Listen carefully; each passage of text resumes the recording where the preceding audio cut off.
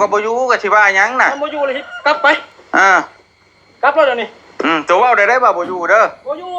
โอเคดีแล้วอย่ามาใกล้ติงบ่ได้อยากมาใกล้ตัวดอกนะมาก็มาแต่งฉันมานี่คุยเรื่องดินนี่แล้วได้หมอนี่สร้างเป็นแท้นี่ถึงมาคุยไกลเกลี่ยให้ตัวใดไกลเกลี่ยนี่เดี๋ยวอ้าวจริงมันเป็นว่าน่ะสมมุติว่านั่นแหละเพื่อนนี่ผู้ใหญ่เพิ่นน่ะอีต้นแหละเฮ็ดให้น้องเขาอยู่ยกไปหิ้งอยู่ปะกระชั้นเลยเอาแบบนี้ก็ได้เต็งชิปแบ่งเขตให้เลยแบ่งบ่เอาดอกบ่อยู่ตัวบ่โอเคคำบ่อยู่แล้วก็บ่อยู่เฮือนเมียสิแบ่งนี่นะถามใช่เบิ่งบ่แม่นว่าอื่นดอกฉันเฮาเมื่อแต่คืนนี้อ้ายเฮาก็บ่ได้มักยากดอกปัญหาเก่าๆเดิมๆมันบ่แล้วตั้งแต่สิได้มาแหละว่าได้เฮ็ดได้สบายนี่มันบ่แม่นเขาอยู่บ่ได้เขาจะไปอยู่ของเขาเองก็นั่นแล้วเขาอยู่น้ำตัวบ่ได้น่ะไรตัวสิให้ว่าได้ซะเวลาจะลงมาฮะต้องให้เสนอบุคคลก่อนต้องเอาการจะตั้งมาเพราะว่าบุคคลอยู่นำการจะตั้งนี่ติงบ่ได้อยากมาใกล้ตัวดอกนะฟังตัวนี้ก็เบิ่งเฮ็ดเอาอันนี้ฮะอันนี้เฮาบ่ได้มาอยากได้หยังเฮาบ่ได้มาเมื่อยใจนะคือเราทางบ่เตียงเพิ่นเนาะเป็นจังซี่ครับอันนี้เอาบ่ได้ว่าเอาหรือว่าพ่อเฒ่าก็ได้เอาก็ได้พี่น้องเอ้ยเนาะทั้งเป็นร้านเคยทั้งเป็นร้านชายทางบ่เตียงเพิ่นแต่ละวันเจ้าบ่เตียงก็คือกันเคลียร์เรื่องกรรมและการกระทำเรื่องชาดินดอนต้นหญ้ามันแบบนี้แล้วคุณกับผู้มีบุญคุณน้องไล่เฮาบ่ได้อยากมาแต่ว่าเรื่องผิดผิดไผสร้างบางทีมาสร้างให้หลายคนน้องบ้านบ่คิดว่ามันสิเป็นแบบนี้เนาะไผสร้างเรียกว่าก็อีแท้สร้างสิแบบเพิ่นเข้าใจกันแล้วนะพี่น้องกระช่างเจ้าบ่แหละมันบ่ได้เกี่ยวกับเฮานี่มื้อที่ว่าทางบ่แซนเข้าไปมื้อนั้นก็เห็นทางบ่เตียงเข้าไปอยู่มื้อนั้นนะแต่ว่าก็คุยว่าเข้าใจกันแล้วเนาะโอเคแล้วทางน้องตุ๊กเพิ่นก็ได้ยับย้ายมาอยู่เฮือนอยู่ซ่านหลังนั้นแล้วพี่น้องเอ้ยเนาะบัดพอตื่นมาเป็นมื้อใหม่ก็กลับมาอยู่กระต๊อบอะไรคือเก่าพี่น้องไอ้มองเพิ่นเคยอยู่หันเนาะนึกว่าเพิ่นเข้าใจกันตั้งแต่มื้อนั้นแล้วเนาะเอาพี่น้องเอ้ยสบายดีเด้อเนาะสบายดีพ่อแม่พี่น้องเพิ่นสุขสุขคนเนาะพอกันอยู่ครัวคือเก่ามื้อนี้ก็ได้เนาะ เป็นมองที่ว่าแล้วก็นั่งอัดคลิปอยู่นี่มันก็จะได้มุมแน่พี่น้องเอ้ยเนาะ ก็จะบ่ฮกปานใด เห็นคลิปนี้แล้วเมื่อยพี่น้องเนาะเมื่อยแล้วก็ป้าตัวบ่คิดบ่ฝันว่าเรื่องราวมันจะเกิดขนาดนี้เกิดได้ขนาดนี้นะพี่น้องเนาะเห็นคลิปบ่เตียงเพิ่นเข้าไปหาทางน้องตุ๊กน้องไส้เนาะน้องไล่มื้อนี้พี่น้องเอ้ยเพิ่นก็เข้าไปเคลียร์เรื่องนี่แหละเนาะพี่น้องเนาะเพราะฉะนั้นก็สิบ่ขอเว้าอย่างไรเลยพี่น้องเด้อเนาะคือคลิปนี้ก็มานั่งโหลมเนาะกับพี่กับน้องพี่น้องเอ้ยเนาะว่าพี่น้องมีความคิดความเห็นจังใดเนาะที่เห็นแบบนี้นะพี่น้องเอ้ยเนาะแต่ว่าทางบ่แซ่เห็นแล้วนี่คนลุกเลยพี่น้องเนาะแวบแรกที่เห็นทางน้องไซเนาะหรือว่าพัวของน้องตุ๊กกันแหละพี่น้องเอ้ยเนาะเกือบเนาะอันนี้ว่าเกือบใช่พี่น้องเกือบลงไม่ลงมือกันอาจารย์ซะเนาะกับบ่อเตียงพี่น้องเอ้ยเนาะเห็นแล้วคนลุกพี่น้องเอ้ยป้าตัวบ่เคยว่าเรื่องราวมันจะไปขนาดนี้เนาะคือว่าเขาไปพูดไปคุยแล้วก็เพิ่นนั่งเว้านั่งล้มกันแบบเข้าใจกันสินะแบบง่ายๆสินะพี่น้องกันเนาะสิคือว่ามันสิบ่ยากขนาดนี้เนาะเจ้าพี่น้องเอ้ยแต่ว่าเว้าเรื่องเรื่องซ่านนี่ก็ทางบ่เตียงเห็นตามที่ว่าเห็นเราไปมื้อนั้นเนาะเห็นที่ตามที่ว่าฉันได้อบรมกับบ่เตียงมื้อนั้นนะพี่น้องเอ้ยเนาะ ก็เป็นจุดประสงค์ของทางผู้ใหญ่เพิ่นเนาะให้เข้าไปเคลียร์เรื่องนี้นะผู้ประเทศเพิ่นสร้างให้และพี่น้องเอ้ยเข้าไปแล้วก็เพิ่นอยากแบบว่าเพิ่นเห็นน้องตุ๊กเนาะคือหลังนั้นน่ะเพิ่นเฮ็ดให้ทางน้องแต่น้องไล่แล้วก็ครับทางน้องๆเนาะน้องของน้องแต่และพี่น้องเอ้ยเนาะได้อยู่ได้เศร้าน้ำกันที่นะเนาะเป็นจุดประสงค์ทางผู้ใหญ่เพิ่นเฮ็ดให้แบบนั้นพี่น้องเอ้ยเนาะแล้วก็มันก็มีปัญหาหลายๆอย่างตามมาเนาะนั่นนี่แน่พี่น้องเอ้ยเนาะหลายอย่างหลายแนวตามมาพี่น้องเอ้ยทางน้องแต่เพิ่นก็บ่อยู่บัดนี้ก็มีแต่น้องได้ที่ว่าอาศัยอยู่กันอยู่ซ่านนั่นไปนะพี่น้องเนาะครับลูกกับเมียใหม่เพิ่นหั่นแหละพี่น้องเอ้ยแต่บัดนี้คือทางน้องตุ๊กก็เพิ่นก็บ่ได้ไปนำเพิ่นเนาะเพิ่นก็มีครอบครัวหรือว่าสร้างครอบครัวกับกับน้องของน้องไล่นั่นแหละเนาะวันนี้เพิ่นก็พาอาศัยกันอยู่หันอยู่ข้างๆนั่นแหละอยู่ข้างๆบ้านนั่นแหละพี่น้องเนาะอยู่กับต๊อบที่ว่าเพิ่นแยกออกไปอยู่แบบส่วนตัวเพิ่นเนาะโดยที่ว่าบ่ได้ขึ้นไปอยู่เรือนหลังใหม่นี้นะพี่น้องเอ้ยเนาะแต่วันนี้ถ้าเฮาเข้าไปเนาะถ่ายคลิปถ่ายหยังเฮาก็ถามเนาะทางบ่แซนก็ถามเบิ่งแล้วเรื่องราวที่ว่าสาเหตุที่น้องตุ๊กน้องไส้เนาะเพิ่นย้ายมาอยู่แบบชั้นนะอยู่แบบชั้นนะพี่น้องเนาะอันนั้นคือจุดประสงค์ของเพิ่นเองเนาะเพิ่นอยากอยู่แบบนั้นเองนะพี่น้องเอ้ยเนาะทางเฮาก็บ่ได้ว่าจังใดนะเพิ่นอยากอยู่แบบนั้นไกลเพิ่นอยู่ไปนี่นะพี่น้องทางเฮาก็บ่ได้ว่าจังใดว่าก็ถามเราอยู่ว่าคือบ่ขึ้นไปอยู่เฮือนอยู่ชั้น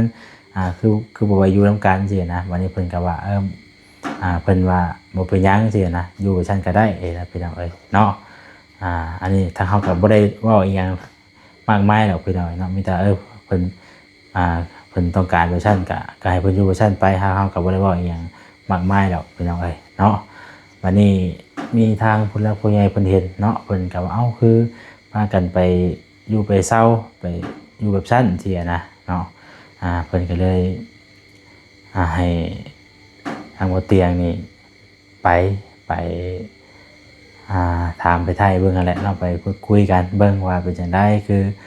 อยู่บ่เซาอยู่นี้สินะวันนี้เมื่อนั้นก็ไปพ่อทางบ่เตียงเพิ่นไปก็ย้ายมาอยู่เฮือนได้พี่น้องเนาะเพิ่นก็ไปคุยไปคุยกันว่าลงตัวเบิดเลยคิดว่าทุกอย่างโอเคเบิดแล้วนะพี่น้องเนาะตอนแรกก็เมื่ออื่นนี่ว่าสิตั้งใจไปหาเพิ่นอยู่พี่น้องเนาะว่าตั้งใจไปหาเพิ่นอยู่พอมาเห็นคลิปตัวนี้บ่ตัวเนาะแล้วเฮาก็อึ้งเลย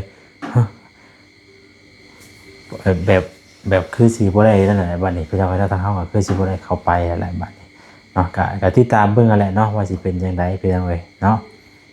เพราะว่าในทางบ่แซนนี่ก็มีเงินอีกส่วนหนึ่งอยู่นะที่ว่าเอาไว้แบบว่าให้ทางน้องตุ๊กเพิ่นแบบเวลาคลอดอะไรอย่างซี่นะเงินผู้ใหญ่เก็บไว้ฝากมาแหละเนาะเอาก็เก็บไว้ให้เพิ่นแบบว่ายามคลอดอย่างมากก็พอได้ให้เพิ่นเอาไปใช้จ่ายบัดมื้อคลอดซี่นะเนาะก็เบิ่งก่อนตัวนี้เนาะว่าสิเป็นจังไดพี่น้องเอ้ยว่าเพิ่นสิคุยกันแบบใดเนาะตามที่เห็นในคลิปนะก็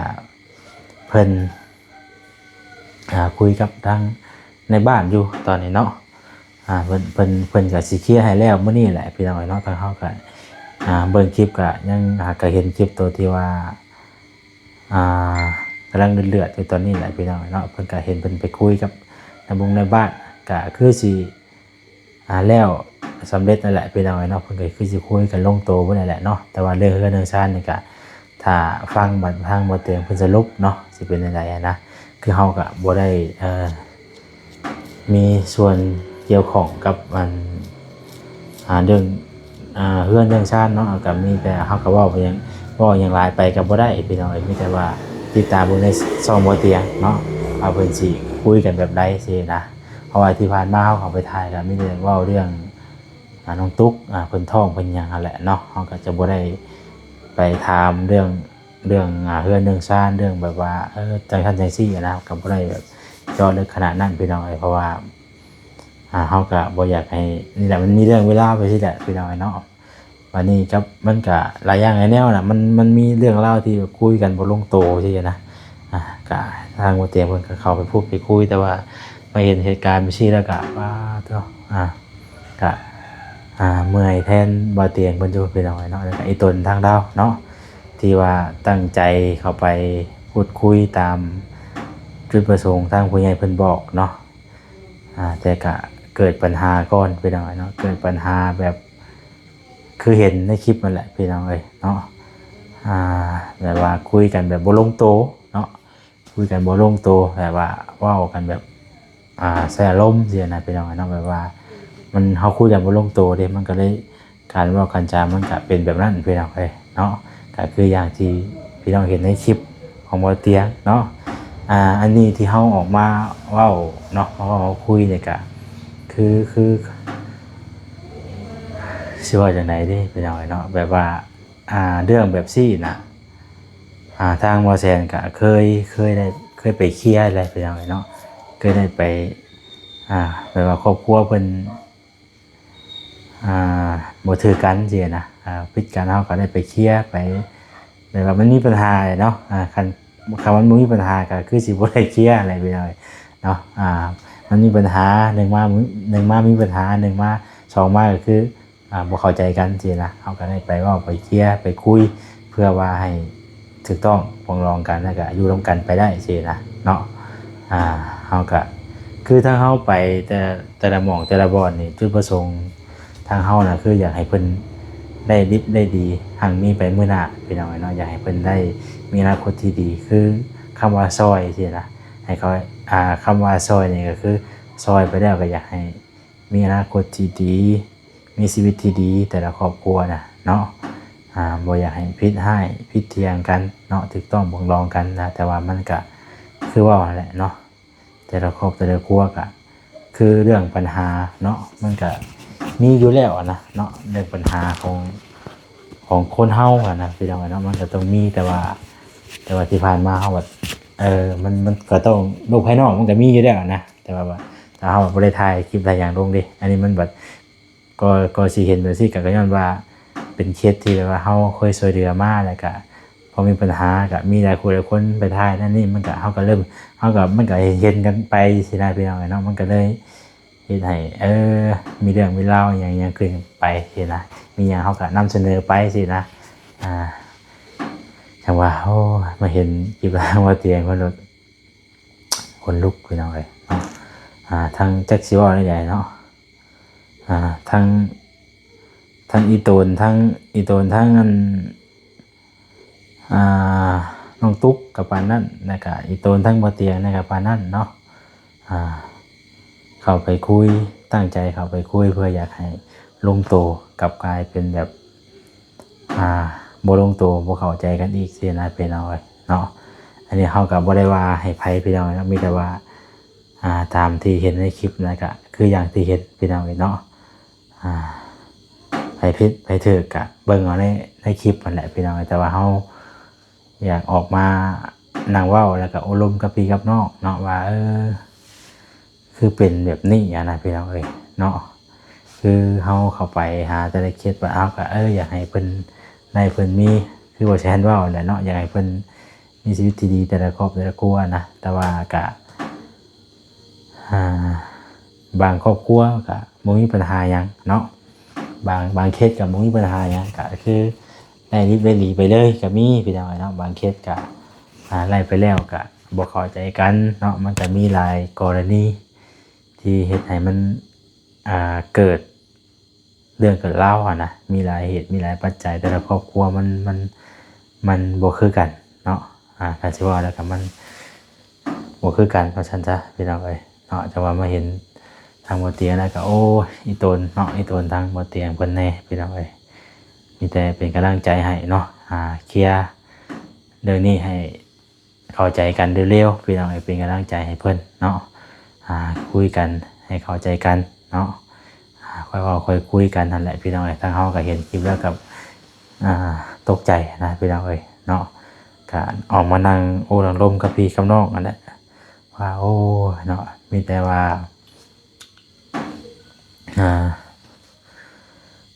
แบบ เนาะสิว่าจังไดพี่น้องเอ้ยคือแต่ละครอบครัวที่เฮาซอยไปก็คือบ่แซ่นเคยเว้าแหละเนาะว่าแต่กี้เขาก็บ่ได้เป็นหยังพี่น้องเอ้ยเนาะเว้าไปซี่ซะเมื่อก่อนเขาบ่ได้เป็นหยังแม่นบ่แหละพอคือว่าแหละคนเฮาแบบว่าปัญหานะปัญหาของคนนี่แบบว่าคือแต่กี้ก็คือแต่กี้ก็มันบ่ได้เป็นหายที่เฮาก็อีตนเพิ่นแม่นบ่แหละแบบพอมันแบบว่าโดนๆไปเนาะคือว่าแล้วมันก็บ่ได้นึงก็ได้นึงพี่น้องเอ้ยเนาะแบบว่าเฮาบัดยังไปเฮาบัดยังได้ไปเยี่ยมไปยามถามข่าวเพิ่นอยู่สินะมันน่ะมื้อใดมื้อหนึงมันแบบมีไปพ้อซะแบบจังหวะแบบว่ามีปัญหานั่นนี่สินะพี่น้องเอ้ยเนาะเฮาก็ได้ต้องได้ถ่ายนำแสดงออกคือเก่าพี่น้องเอ้ยเพราะว่าเป็นเคสที่แบบว่าเคยช่วยเหลือประชาชนมีหยังก็ถ่ายให้พี่น้องเบิ่งนำสินะเนาะว่าเรื่องนี้ก็มีแต่ให้มันจบเร็วๆแหละพี่น้องเอ้ยเนาะให้เข้าใจกันเด้อเนาะเป็นกำลังใจให้เพิ่นพี่น้องเอ้ยเนาะทางบ่เตียงพี่น้องเอ้ยเป็นกำลังใจให้เพิ่นพูดคุยกันให้เข้าใจกันไวๆเนาะมีแต่ว่าบ่ฮู้ว่าเพิ่นสิเฮ็ดแบบไรบัดนี้พี่น้องเอ้ยเฮาก็ยังบ่ทันฮู้มีแต่ติดตามเบิ่งเพราะว่าเฮาก็เห็นในคลิปนี่แหละเนาะเห็นแต่ในคลิปนี่แหละพี่น้องเอ้ยแต่ว่าเห็นว่าคนลุกพี่น้องเอ้ยมันแบบในสถานการณ์นั้นน่ะแบบคือมันบ่อย่างบ่ออกเลยนะเนาะแต่ว่าเป็นมอแซนนี่จักสิเว้าได้ๆแหละพี่น้องเอ้ยเนาะแฮงเว้าแบบว่าแฮงเว้าแฮงเถียงคนบ่ค่อยเป็นว่าซั่นจ้ะเนาะก็สิเว้าได้ก็เป็นคนที่แบบว่าเว้าบ่ค่อยนั่นปานใดสินะพี่น้องเว้าได้อยู่เนาะแต่ว่าก็เฮาตามเหตุตามผลแต่ว่าหากว่าเฮาเว้าแบบว่าคันว่าแบบคำเว้าแบบบ่ว่องไวปานใดว่าซั่นจ้ะเนาะเจอเหตุการณ์แบบนี้ป๊าพี่น้องเนาะจักสิว่าได้แต่ว่าก็เคยมีอยู่พี่น้องเนาะก็เคสนึงนะแต่ว่ามันบ่ได้แบบว่าเพิ่นบ่ได้บุว่ามใส่เฮาแบบนี้นะเป็นเคสหนึ่งก็คือทางลุงโจยกับน้องเสพลแหละแต่ว่า